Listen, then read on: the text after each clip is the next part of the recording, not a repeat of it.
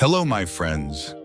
Today, I want to tell you a story, a calm, gentle, powerful story about self-respect. There was a boy named Adit. Adit was kind, he was helpful, he always said yes to everyone.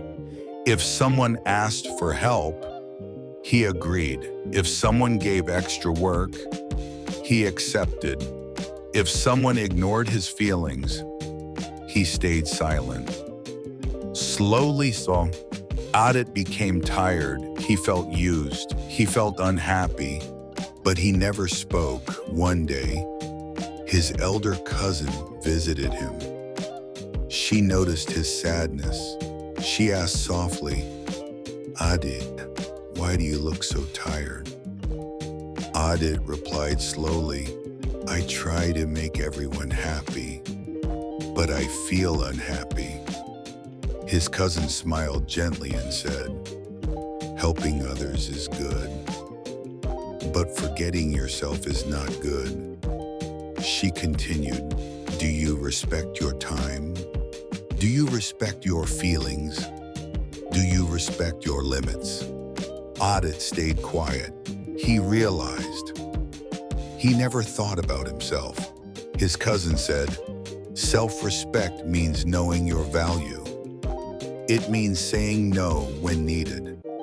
It means protecting your peace. It is not selfish. It is healthy." That night, Adit thought deeply. The next day, when someone gave him extra work, he spoke politely, "I will help later. Right now, I need to finish my work."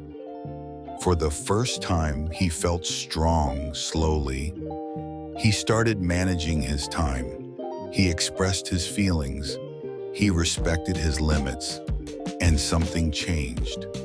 People also started respecting him, because when you respect yourself, others learn to respect you too. Final message, my friends. This story is for you too. Value your time, value your feelings, value yourself. Self-respect is not pride, it is self-worth.